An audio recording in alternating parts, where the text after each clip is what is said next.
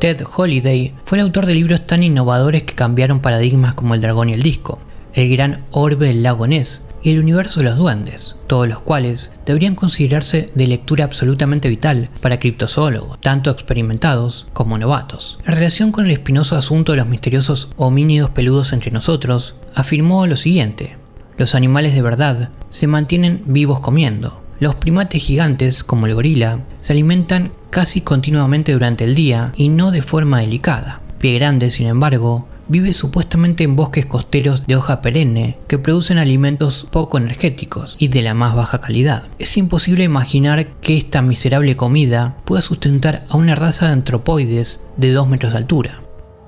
Las palabras de Holiday, innegablemente sabias y totalmente justificadas, se pronunciaron en particular en relación con la controversia que rodea el fenómeno del Bigfoot.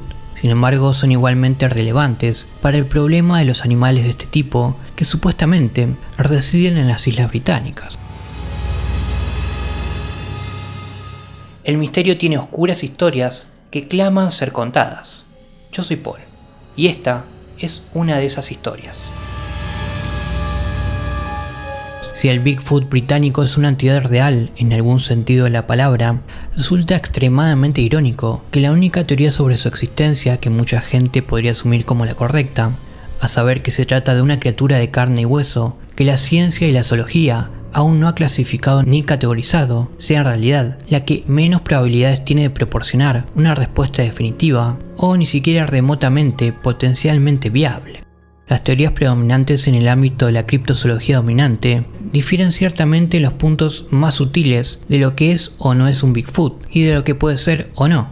Pero la mayoría de los que adhieren a la idea de que la criatura es una entidad viviente en la forma en que la mayoría de nosotros entendemos e interpretamos el término, la bestia es alguna forma de simio desconocido, o posiblemente un ejemplo viviente del presuntamente extinto gran simio conocido como Gigantopithecus, que vagaba por la India, China y Vietnam hace cientos de miles de años. Y aunque nunca podemos descartar tales posibilidades cuando se trata del Bigfoot, el Yeti del Himalaya o el Yeren chino, en el asunto de la bestia británica las cosas son un poco más problemáticas. Bueno, no, en realidad son extremadamente problemáticas. En primer lugar, está el problema del tamaño, no solo de la criatura, sino de la escala del país en el que se dice que vive. En su punto absolutamente más largo, desde Land's End hasta John Groats, Gran Bretaña solo se extiende unos 1000 kilómetros y la densidad de población de sus más de 60 millones de habitantes es de 717 por milla cuadrada. ¿De verdad vamos a querer aceptar que en un país tan pequeño, pero con una población de un tamaño considerable, ha resultado sistemáticamente imposible encontrar, clasificar, capturar o al menos matar a un pie grande? Con esta densidad de población, ¿dónde se esconden estas inmensas bestias? Y precisamente, ¿cómo consiguen mantenerse siempre fuera de nuestro alcance? Y además nos enfrentamos al grave problema de la comida, o mejor dicho, ¿qué alimentos? Si creemos que el pie grande británico es una forma de simio, una de las preguntas más importantes que hay que responder es ¿de qué vive esta criatura? Seguro que en Gran Bretaña no hay mucho bambú salvaje, una fuente de alimento de la que se alimentan, por ejemplo, los gorilas de montaña. De hecho, si se da un largo paseo por los lugares donde se ha visto a la criatura británica, como Cannock Chase, Dartmoor, el lago Bolam, las montañas de Gales y los bosques de Rendlesham, lo que se aprecia es una gran carencia de alimentos ricos en nutrientes y vitaminas. Sea lo que sea el Sasquatch del Reino Unido, no es un animal normal, de carne y hueso. No sé lo que es, pero sé lo que no es, un simio desconocido. El director del Center for Fortean Zoology, John Downes, dice lo siguiente: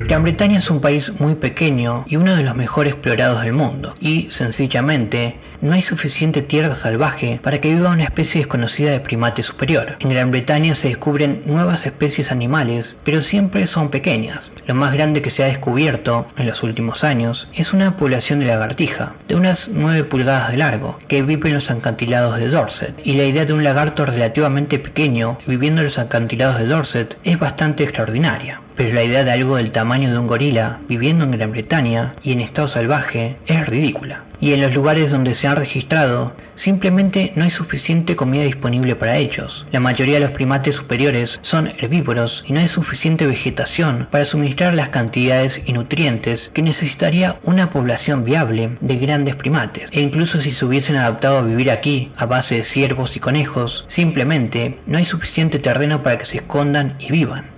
Por ejemplo, Boland Woods tiene solo alrededor de 40 acres. Es ridículo sugerir que un animal del tamaño de un gorila podría vivir ahí, tan cerca de la civilización, y no ser encontrado.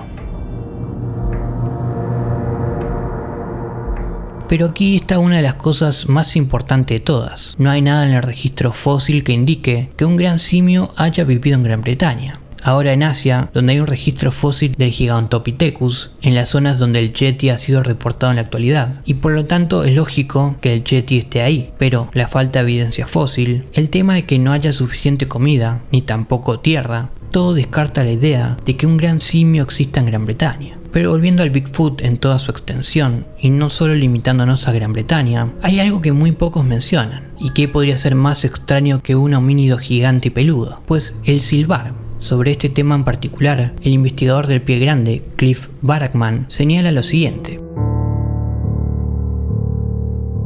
La mayoría de los que investigan pie grandes han oído hablar de Sonokwa, la mujer salvaje de los bosques, representada con frecuencia en los tótems de todo el noroeste. La mayoría de las veces aparecen con los labios fruncidos, como si estuviese silbando. Y pasando al blog del Bigfoot Evidence, hay una declaración que invita a la reflexión y dice lo siguiente. Algunos creen que una de las formas en que los Sasquatch se comunican es a través de silbidos. Hay un puñado de casos de este tipo que mencionaremos a continuación. Uno de estos, y tal vez el más interesante, procede de la familia de una mujer llamada Mabel Adams. Murió hace muchos años, pero afirmó haber tenido un encuentro en el lago Caddo, en Texas. Según la historia, Mabel y dos de sus amigas estaban jugando en el lago Caddo una mañana de los años 30 cuando fueron detenidas en seco por un silbido terrible. Las niñas se miraron perplejas y un poco asustadas, pero parecía que eso había terminado. Pero no fue así. Unos minutos después se repitió el mismo silbido. Esta vez, sin embargo, parecía mucho más fuerte. Pero lo peor estaba por comenzar.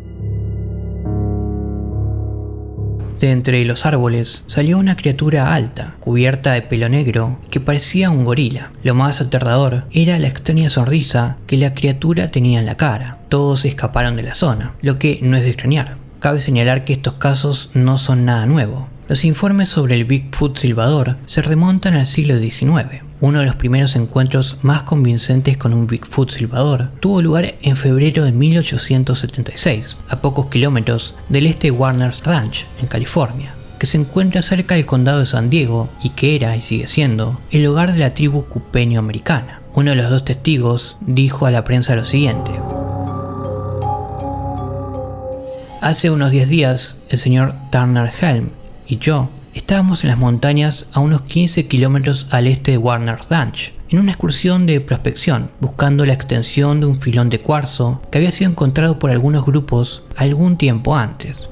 Cuando estábamos separados, a unos 800 metros de distancia, el viento soplaba muy fuerte en aquel momento. El señor Helm, que caminaba mirando al suelo, escuchó de pronto que alguien silbaba. Al levantar la vista, vio algo sentado en una gran roca, a unos 15 o 20 pasos de él. Supuso que se trataba de algún tipo de animal e inmediatamente se abalanzó sobre él con su pistola. El objetivo se levantó al instante y resultó ser un hombre. Este hombre parecía estar cubierto de pelo negro y áspero, aparentemente de 2 o 3 pulgadas de largo, como el pelo de un oso. Su barba y el pelo de su cabeza eran largos y gruesos. Era un hombre de tamaño medio y de rasgos bastante finos, diferente a los de los nativos. Se parecía más a un americano o un español. Se quedaron mirándose unos instantes cuando el señor Helm habló a la singular criatura, primero en inglés y luego en español, y después en indio, pero el hombre permaneció en silencio. Entonces avanzó hacia el señor Helm, que sin saber cuáles podían ser sus intenciones, volvió a abalanzarse sobre él con la pistola para mantenerlo a distancia.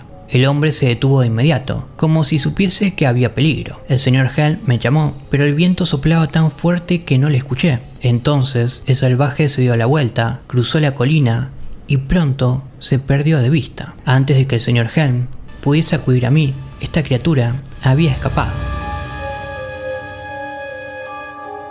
Antes habíamos visto con frecuencia pisadas de este hombre en esa parte de las montañas, pero pensamos que pertenecían a los indios. Yo mismo no vi a este extraño habitante de las montañas, pero el señor Helm es conocido por ser un hombre de veracidad incuestionable, y no tengo ninguna duda de la total veracidad de su entera declaración.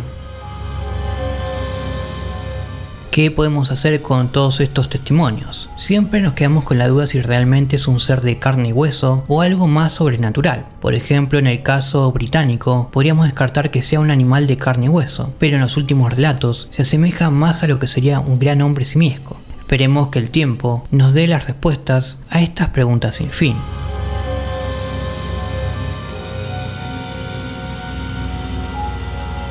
Espero te haya agradado esta oscura historia. Si fue así, considera suscribirte al canal y darle like al video.